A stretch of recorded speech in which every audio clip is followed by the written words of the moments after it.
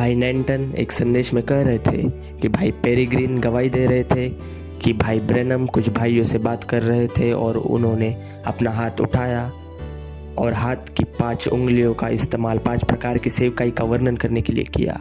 उन्होंने कहा, इशारा करने वाली उंगली नबी है, लेकिन वह कोई मुख्य नबी नहीं, वह 5 प्रकार की सेवकाई के बारे में बात कर रहे थे।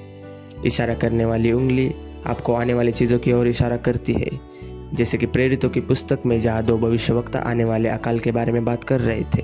और फिर प्रेरित, और मेरा विश्वास है कि वह सबसे लंबी उंगली है, प्रेरित है और वह क्रम में रखता है, वह शरीर में आमतौर पर व्यवस्था रखता है, वो पौलुस की तरह कलीसिया और अन्य लोगों के साथ रखता है, वह चीज़ों को उचित दृष्टिकोण या स्वरूप में रखता है।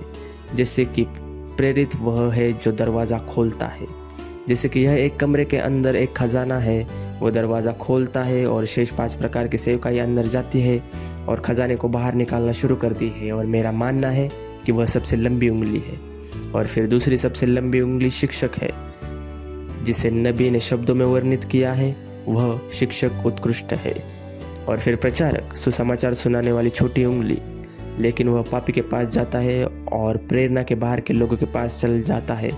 वह एक उड़ते हुए उकाब की तरह है और वह उन्हें अंदर लाता है, उन्हें पंक्ति में लाता है।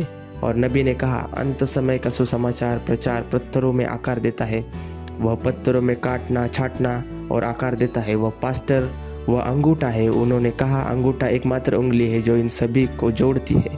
पास्टर को भेड़शाला के लिए अपना दरवाज़ा खोलना पड़ता है, इसलिए उसे स्थानीय सभा का दरवाज़ा खोलना पड़ता है, लेकिन वह भेड़ों को चरनी चारागाह में खोजने के लिए जाता है।